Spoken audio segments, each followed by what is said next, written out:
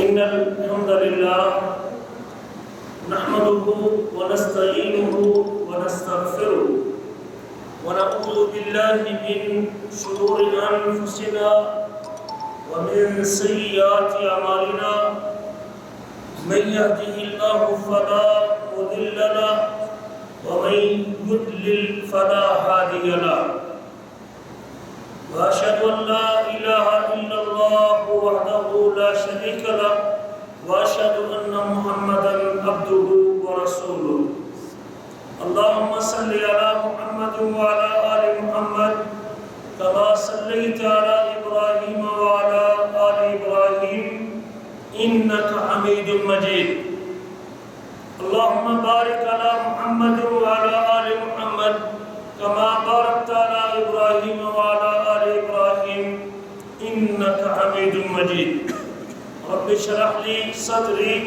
ويسر لي أمري واحلل عقدة من لساني يفقهوا قولي اللهم انفعنا بما علمتنا وعلمنا ما ينفعنا وزدنا علما ينفعنا اللهم أرنا الحق حقا وارزقنا اتباعه وارنا الباطل باطلا وارزقنا اجتنابه اما بعد فاعوذ بالله من الشيطان الرجيم اتل ما اوحي اليك من الكتاب واقم الصلاه ان الصلاه تنهى عن الفحشاء والمنكر ولذكر الله اکبر واللہ یعلم ما تصنعون. گرامی قدر بھائیوں اور رائے کے احترام ساتھیوں، اللہ مالک الملک نے ماں کی گود سے مجھے اور آپ کو نعمت اسلام سے مالا مال کیا ہے. اسلام نبی کریم صلی اللہ علیہ وسلم کے فرمان کے مطابق جب آپ سے حضرت جبریل علیہ السلام نے سوال کیا تھا کہ اخبرنی عن الاسلام، مجھے اسلام کے بارے میں خبر دیجئے، تو اللہ کے نبی صلی اللہ علیہ وسلم نے حضرت جبرائیل علیہ السلام کے سوال کے جواب میں جو فرمایا تھا اسلام کی تعریف میں، وہ آپ کے سامنے ذکر کر دیتا ہوں. آپ نے فرمایا الاسلام ان تشہد ان لا الہ الا اللہ وان محمد رسول اللہ. اسلام یہ ہے کہ آپ اس بات کی گواہی دیں کہ اکیلے اللہ کے علاوہ کوئی عبادت کے لائق نہیں، اور اس بات کی گواہی دے کہ بے شک محمد صلی اللہ علیہ وسلم اللہ کے بندے اور اللہ کے رسول ہیں. وَأَن تُقِيمَ الصَّلَاةَ، اسلام یہ ہے کلمہ پڑھنے کے بعد، اللہ کے ایک ہونے کی گواہی دینے کے بعد، محمد کریم صلی اللہ علیہ وسلم کو رسول تسلیم کرنے کے بعد جو سب سے پہلی ذمہ داری ایک مسلمان پہ عائد ہوتی ہے، جو ایک مسلمان کی پہلی نشانی ہے جس سے اس کے اسلام کا پتہ چلتا ہے، ان تقیم الصلاۃ، تو نماز کو قائم کر، وان تؤتی الزکاۃ، تیسری چیز اسلام کی تعریف میں جو آپ نے ذکر کی کہ تو مال کی زکوٰۃ دے، چوتھی وتصوم رمضان، تو رمضان کے روزے رکھ، اور پانچویں اور آخری چیز وتحج البیت، تو بیت اللہ کا حج کر. اور اسی موضوع کو اللہ کے نبی صلی اللہ علیہ وسلم نے دوبارہ ایک حدیث میں یوں بھی ذکر کیا کہ بنی الاسلام علی خمس، اسلام کی بنیاد 5 چیزوں پہ رکھی گئی ہے. اسلام کی بنیاد 5 چیزوں پہ رکھی گئی ہے. نمبر 1 کلمہ، نمبر 2 نماز، نمبر 3 زکوٰۃ، نمبر 4 روزہ، اور نمبر 5 حج.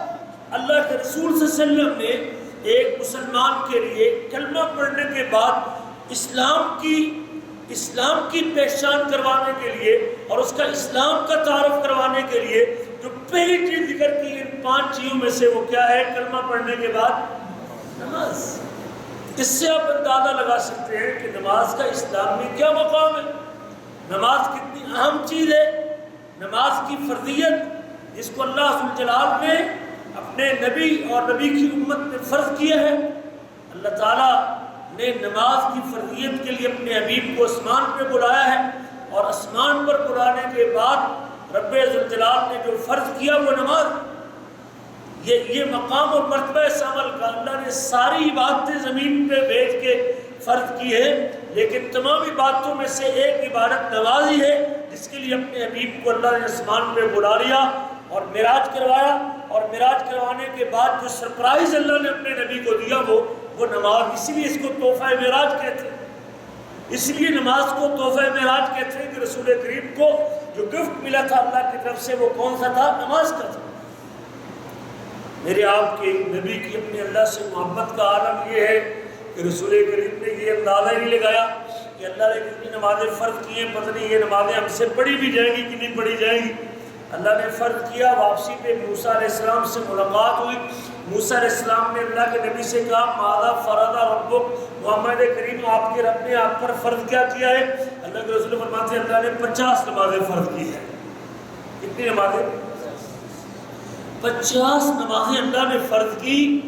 اللہ کے نبی صلی اللہ علیہ وسلم نے فوری حساب نہیں لگایا، دن تو تب بھی 24 گھنٹے، دن اور رات تب بھی 24 گھنٹے کی تھی نا، یہ لمبے تھے اس سے، تب بھی تو دن رات اتنا ہی تھا، 24 گھنٹے کا دن رات۔ اللہ کے رسول نے یہ سوچا اور اس طرف آپ کا دھیان ہی نہیں گیا، آپ کو اپنے اللہ سے محبت اتنی تھی، آپ نے رب کے محبت سے پیار اتنا آپ کو تھا کہ آپ نے اس کی ادائیگی کے لیے ذہن میں تصور ہی نہیں کیا۔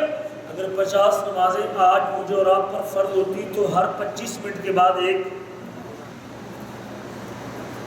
اگر 25 گھنٹے کا دن رات ہوتا تو پھر بھی آدھے گھنٹے کے بعد نماز تھی، تو دن رات بھی 24 گھنٹے کے ہیں، اور پھر ہر 25 منٹ کے بعد ایک نماز آپ کو اوپر پڑھنی پڑتی اور آپ کو پڑھنی۔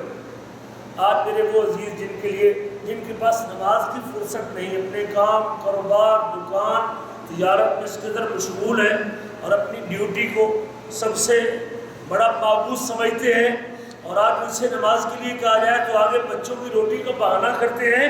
اسے کہا جائے میرے چاند اگر 50 فرض ہوتی تو پھر تیرے بچوں کو کما کے کون کھلاتا؟ اس تو مسجد سے نکلنا ہی نہ ہوتا ہے۔ 25 منٹ کے بعد نماز، ہر 25 منٹ کے بعد نماز، لوگ نماز کے لیے مسجد میں رہتے۔ موسیٰ علیہ السلام کے مشورے پہ اللہ کے رسول صلی اللہ علیہ وسلم نے اپنے اللہ سے مراجعہ کیا، مالک الملک سے دوبارہ رجوع کیا، اللہ اس حکم میں کچھ تھوڑی سی نرمی پیدا کر دیجئے۔ مالک الملک نے نمازیں معاف کر دی، 5 معاف کر دی یا 10 معاف کی، مختلف روایتیں موجود ہیں۔ نمازوں میں ڈسکاؤنٹ ہوا حتیٰ کہ 5 باقی بچی۔ موسیٰ علیہ السلام پھر بھی کہہ رہے تھے کہ اللہ کے رسول صلی اللہ علیہ وسلم، اللہ کے نبی محمد صلی اللہ علیہ وسلم سے کہ آپ مزید اپنی نمازوں کی تخفیف کرا لیجئے، اللہ تعالیٰ سے اس حکم میں تھوڑی سی نرمی کروا لیجئے اور اس کو کم کروا لیجئے۔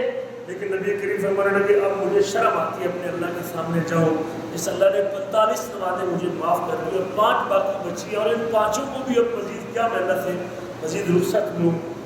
لیکن مالک الملک کا کرم بھی دیکھیے اور اللہ کا فضل بھی دیکھیے، رسول کریم نے واپس پلٹنے لگے۔ 5 نمازوں کی فردیت کے بعد اللہ فرماتے ہیں ذالک خمس، یہ 5 ہے، ادائیگی کے اعتبار سے 5 ہے، آپ کا امتی 5 پڑھے گا، 5 مرتبہ ادا ہوگی، وہ مسجد کرو 5 مرتبہ کرے گا، لیکن جب ہماری طرف سے اس کی 5 نمازوں کے ثواب دینے کی باری آئے گی تو ہم 5 کے اوپر 50 کا اجر اس کے کھاتے ہیں۔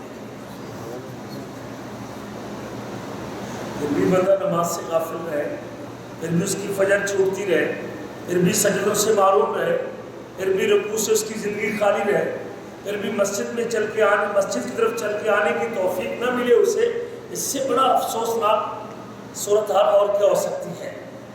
5 نمازوں پہ 50 کا اجر ہے۔ کوئی شخص آپ کو 5 دن کے اوپر آپ کو 50 دن کی سیلری دیتا ہو، تنخواہ دیتا ہو، آپ 5 گھنٹے ڈیوٹی کرنے پہ 50 گھنٹے کا کوئی آپ کو اجرت دیتا ہے؟ وہ میرا رب آپ کو دیتا ہے کہ تم میرے لیے 5 نمازوں کے لیے صرف وہ 25 منٹ بنتے ہیں، 5 منٹ کی بھی نماز لگائیں اگر فرض آپ رکھتے ہیں تو آپ اگر وہ 50 منٹ ہی اگر 10 منٹ کی نماز لگائیں آپ 50 منٹ بھی ہم کو دے دیں گے، مالک الملک تم کو ان 50 منٹوں پہ ان 5 نمازوں کی ادائیگی پہ 50 نمازوں کا ثواب عطا کرنے والے ہیں۔ یہ اللہ کا فضل ہے جو اللہ نے نماز کی صورت میں میرے آپ کے لیے بڑا معروم شخص ہے میرے عزیزوں، جس کو ابھی تک اس کا پتہ نہیں ہے کہ میرے اوپر نماز بھی اللہ نے فرض کی ہے۔ بڑی دنیا یہاں موجود ہے اور بڑے لوگ موجود ہیں جو اس نعمت سے خالی اور اس لذت سے خالی ہیں، جن کو ابھی تک یہ احساس ہی نہیں ہو، جوان ہو چکے ہیں، 25 30 40 سال کی عمر کو پہنچ چکے ہیں، لیکن فرض نماز چھوڑتے وقت کوئی باک اور شرم محسوس نہیں کرتے۔ فرض نماز کو چھوڑتے وقت کوئی شرم محسوس نہیں کرتے، بڑی ڈھٹائی کے ساتھ نماز کو چھوڑ کے چلے جاتے ہیں اور بڑی ہی اللہ اکبر لاپرواہی کے ساتھ اللہ کے حکم کو پامال کر دیتے ہیں۔ ان کے کان کے اوپر جوں تک نہیں رینگتی اور ان کے ماتھے پہ شرمندگی کے آثار نظر نہیں آتے، وہ فرض چھوڑ کے چلا جا رہا ہے۔ یہ سب سے بڑی وجہ جہالت ہونا علمی ہے۔ ان لوگوں کو با علم کرنا، علم سے آراستہ کرنا، نماز کی فضیلت بتانا، نماز کی اہمیت بتانا، اللہ کے حکم کی قدر بتانا، یہ میری آپ کی ذمہ داری بنتی ہے۔ ہم ایک ایک بندے کو بھی ٹارگٹ کریں گے تو اللہ بڑی برکت دے سکتا ہے اور اللہ بڑی خیر ڈال سکتا ہے۔ باسکت ایک مجلس بندے کی زندگی کی تبدیلی کا باعث بنتی ہے۔ آج ہم مسجد میں جمعے کے بعد بیٹھے ہوئے تھے، ہمارے ایک پرانے بزرگ ملے، پھر میں نے ان سے پوچھا، ایک دفعہ ان کے ساتھ سفر کیا ہم نے مدینہ منورہ میں، مدینہ منورہ گئے، وہاں ان کے بھانجے کے پاس ہم نے رات گزاری۔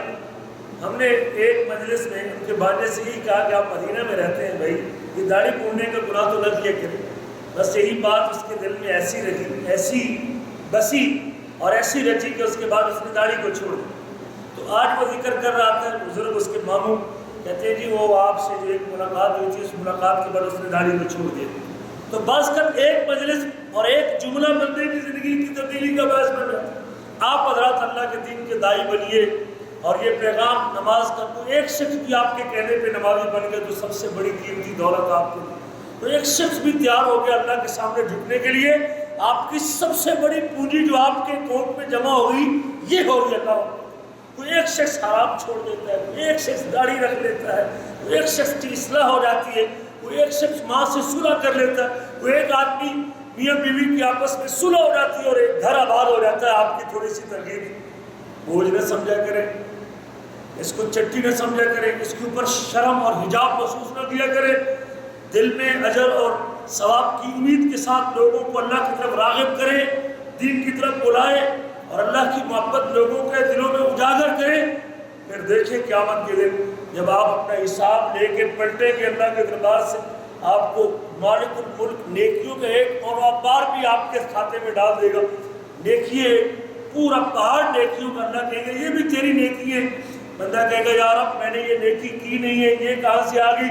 اللہ کہے گا تو لوگوں کو دین کی دعوت دیتا تھا، لوگوں کو ترغیب دلاتا تھا، لوگوں کو دین کی طرف بلاتا تھا، لوگ تیرے کہنے پہ اس نیکی پہ عمل کرتے تھے، جتنا ثواب وہ نیکی کرنے والا حاصل کرتا تھا ہم تیرے کھاتے میں تمہیں ڈال دیتے تھے۔ یہ تو بڑی عظیم تجارت ہے بھائی، یہ دعوت دین کا کام، اللہ کے دین کے لیے لوگوں کو بلانا، نماز کے لیے کہنا۔ اگر مجھے اور آپ کو یہ توفیق ملتی ہے تو بڑی سعادت کی بات ہے۔ اس کے لیے اپنے آپ کو تیار کیجئے اور حجاب دور کیجئے۔ ہر وہ ساتھی جو نماز سے غافل ہے اس سے انفرادی ملاقات کیجئے، اس کو کوسیے نہیں، اس کے اوپر چھری اور بستر نہ چلائیے۔ تو نماز نہیں پڑھتا، اتنا بڑا ہو گیا، سفید تیری داڑھی ہوگی تو نماز نہیں پڑھتا۔ اس طرح لوگوں کی اصلاح نہیں ہوتی، لوگوں کی اصلاح درد دل سے ہوتی ہے۔ کیوں میرے بھائی، یہ دنیا کی زندگی عارضی زندگی ہے، ایک دن اللہ کے پاس جانا ہے، رب سے ملاقات کرنی ہے، حساب کتاب پہلے نماز کا ہونا ہے۔ جو آدمی اس میں کامیاب ہو جائے گا وہ سارے پیپروں میں پاس ہو جائے گا۔ جو نماز میں کامیاب، وہ کامیاب، حقیقی کامیاب۔ جو نماز میں کامیاب وہ اللہ کی جنتوں میں چلا جائے گا، اپنے اللہ کا دیدار پائے گا، اپنے حبیب کے ہاتھ سے کوثر پائے گا۔ لوگوں کو ترغیب دلائیے، دیکھیے کہ اللہ کیسے آپ کی بات کو مؤثر کرتا ہے اور کتنے لوگ اپنے اللہ کی محبت میں گرفتار ہوتے ہیں اور اپنے اللہ کے پیار میں آ کے اس کے سامنے نماز پڑھنے والے ہو جاتے ہیں۔ اللہ ابھی تک لوگوں میں باقی اسپرٹ، باقی کلمہ گو مسلمان کے اندر وہ جیسے راگ کے اندر، اگر راگ کے اندر چنگاری، پرانے لوگ جب ماچس کا دور نہیں ہوا کرتا تھا، رات کو خواتین جو آگ ہوتی تھی اس کو اچھی طرح بند کر کے رکھتی تھی، صبح جب اسی خراخ کو ہلاتی تھی اور اس کو تھوڑی سی کریدتی تھی، اسی میں سے کوئی نہ کوئی چنگاری مل جاتی تھی، رات بھر اسی چنگاری سے پھر صبح کو چولہا جلا لیتے۔ بڑے لگے پٹی پڑ چکی ہے، ہمارے ایمان پہ دب چکا ہے، لیکن چنگاری موجود ہے، اس کو آپ کے اور میرے کریدنے کی ضرورت ہے۔ آپ تھوڑا سا کریدنے کی، کوئی ایک شخص اللہ اکبر آپ میں کریدنے میں وہ چنگاری کو آگ لگ گئی ہے، وہ اللہ کی محبت میں آ گیا، رب کی محبت کا شعلہ بھڑک اٹھا، اللہ کا پیار اس کو مسجد میں لے آیا، حرام سے وہ بچ گیا، چہرے پہ سنت اس کی سج گئی، ماں باپ کا فرما بردار بن گیا، میری اور آپ کی کامیابی کا ذریعہ بن جائے گا۔ اس لیے میرے عزیزوں، میں اکیلا ایک دائی اور ایک دین کی دعوت دینے والا اکیلا کس تک پہنچے گا؟ کتنے ایسے لوگ ہیں جن کی رسائی، جن تک آپ کی رسائی، جن تک آپ کا پہنچنا، جہاں تک آپ کا آوازہ جا سکتا ہے، جہاں تک آپ کی پکار جا سکتی ہے، جہاں تک آپ پیغام پہنچا سکتے ہیں اللہ کے لیے، ان کو دین کے لیے اللہ کی محبت، رب کا پیار، رسول کی اتباع کے اوپر ترغیب دلائیے۔ ایک وقت آئے گا کہ وہ ثمر آور درخت بنے گا، وہ کئی لوگوں کی ہدایت کا ذریعہ بنے گا، کئی لوگوں سے اللہ اس کو بھی ہدایت عطا کر دے گا۔ ہم نے دیکھا لوگوں کو جو کبھی اللہ اکبر بڑے بیکار ہوا کرتے تھے، فضول وقت ضائع کرتے تھے، لیکن تھوڑی سی ترغیب دلانے پہ اللہ نے ایسا کام لیا ان سے، اللہ سینکڑوں کے اعتبار سے لوگوں کو دعوت دینے کا۔ کئی ایسے مالدار بھی تھے جو دور تھے، لیکن تھوڑی سی ترغیب دلانے پہ اپنا وہ مال اللہ کے راستے پہ قربان کرنے پہ یہ تیار ہو گئے۔ اللہ آج ہم نے دیکھا ہے، ایک ساتھی پچھلے دنوں عمرے پہ گیا، ہم نے راستے میں ان سے کوئی کام کہا تو وہ آگے سے دعائیں اتنی دینے لگا، اللہ آپ پر رحم کرے، اللہ آپ کے والدین پر رحم کرے، آپ کی وجہ سے ہم کو نماز پڑھنے کی توفیق ملی، دین کی سمجھ ملی، آپ کی وجہ سے۔ اس نے آگے سے روزہ رکھا ہوا، کہتے ہیں آپ کی مجلس میں آنے کی وجہ سے آج جمعرات کو اپنے مکہ میں روزہ رکھا ہوا ہے۔ دل خوش ہو گیا کہ الحمدللہ اللہ تعالیٰ نے یہی نیکی قبول کر لی تو قیامت کے دن بیڑا پار ہو جائے گا اور اللہ تعالیٰ جو ہے نا وہ اپنی جنتوں کو مالک۔ کتنے ایسے لوگ ہیں جن کو ایک دھکے کی ضرورت ہے، آپ لوگوں کے ایک سہارے کی ضرورت ہے، ورنہ لوگ بڑے پریشان ہیں، لوگ دکھوں سے دوچار ہیں، یہ گناہ کی زندگی، بے چینی کی زندگی، بے قراری کی زندگی، ذلت کی زندگی ہے، رسوائی کی زندگی ہے۔ لوگ اندر سے اپنے آپ کو کوستے ہیں کہ میں اس دلدل سے کیسے نکل سکتا ہوں۔ ہر بندے کے اندر ایک طوفان کھڑا ہے اور وہ سوچتا ہے کہ میں اس دلدل سے کیسے نکل سکتا ہوں، میں اس عذاب کو کیسے سکوں۔ ایک بندے سے میں نے کہا یار اب تو سگریٹ چھوڑ دو، کہتے یار بات تو آپ کی سچی ہے۔ میں نے کہا رمضان کے دن ہے، زندگی کی تبدیلی کے ایام ہے، اللہ کی رحمت اپنے جوش پہ ہے، مالک الملک ایک عمل کا ثواب کئی گنا عطا کرتا ہے، یار اب تو داڑھی رکھ لو۔ کہتے یار ہلچل تو ہمارے اندر بھی موجود ہے، نفرت ہم کو بھی ہو چکی ہے، لیکن جرأت نہیں ہو رہی۔ اندر سے ہم اپنے آپ کو کوستے ہیں کہ اس سے کب جان چھوٹے گی، اس گناہ سے کب میری جان چھوٹے گی، کب چھٹکارا ہوگا اس سے، لیکن ماحول نہیں مل رہا، ماحول نہیں مل رہا۔ میرے عزیزوں، ساتھیوں کو کمپنی دینے کی ضرورت ہے، آپ لوگوں کے میٹھے بول کی ضرورت ہے۔ اگر آپ تیوری چڑھا کے ماتھے کے اثار تبدیل کر کے غصے کی حالت میں کسی کے پاس سے گزر جائیں گے تو کون اصلاح کرے گا؟ آپ کو تو بڑی مسکراہٹ کے ساتھ محبتیں بانٹنی چاہیے، کوئی ضرورت مند کھڑا ہے تو اس کے لیے گاڑی روک لینی چاہیے، کسی نے سوکھ جانا ہے تو کھڑے ہو کے پوچھ لینا چاہیے کہ آپ نے بازار تو نہیں جانا۔ بڑے ایسے موقع بنتے ہیں، بندہ بڑا مجبور ہوتا ہے اور اس مجبوری کی حالت میں آپ کی تھوڑی سی محنت اس کی زندگی کی تبدیلی کا باعث بن جاتی ہے۔ اس وقت ضرورت اس بات کی ہے۔ میرے عزیزوں، نماز کے حوالے سے ہم نے بات شروع کی تھی، نماز عظیم عمل ہے، کلمہ پڑھنے کے بعد سب سے افضل عمل نماز، کلمہ پڑھنے کے بعد سب سے افضل عمل نماز۔ اور رمضان کے نمازیوں اور رمضان کی فجر میں آنے والوں اور رمضان کی عشاء پہ مسجد کو آباد کرنے والوں، نبی کریم کا یہ فرمان بھی یاد رکھو۔ میرے آپ کے نبی حضرت عبداللہ بن مسعود روایت کرتے ہیں پیارے حبیب سے، کہتے ہیں سألت رسول اللہ صلی اللہ علیہ وسلم، میں نے اللہ کے نبی صلی اللہ علیہ وسلم سے سوال کیا، میں نے اللہ کے نبی سے پوچھا، پیارے پیغمبر سے پوچھا اللہ کے نبی سے، ای العمل افضل، پیارے حبیب اعمال کی ایک لمبی فہرست ہے، نیکیوں کی ایک لمبی فہرست ہے، بڑی نیکیوں اور بڑے اعمال اور بڑی فضیلت اور بڑے درجات، بڑی بڑی نیکیاں آپ نے ذکر کی ہے۔ ایسی نیکیاں بھی ہیں جس سے انسان کی پوری زندگی کے گناہ معاف ہوتے ہیں، اور وہ حج جیسی نیکی ہے۔ ایسی نیکیاں بھی ہیں جس سے اللہ اکبر کبیرہ، رب ذوالجلال سے بندے کو بات کرنے کا شرف حاصل ہوتا ہے۔ ایسی نیکیاں بھی ہیں جس کا اجر قیامت کے دن مالک الملک خود بندے کو اس کا عطا کریں گے۔ لیکن ان تمام نیکیوں میں سے آج میرا سوال کچھ اور نوعیت کا ہے، ای العمل افضل، پیارے حبیب ان نیکیوں میں سے سب سے افضل عمل کون سا ہے، سب سے افضل نیکی کون سی ہے، سب سے عظیم نیکی کون سی ہے، سب سے فضیلت والی نیکی کون سی ہے؟ میرے آپ کے حبیب نے عبداللہ بن مسعود رضی اللہ عنہ کے سوال کے جواب میں فرمایا تھا، الصلاۃ لوقتہا، عبداللہ نماز کو ٹائم پہ پڑھتے ہو میرے عزیزوں۔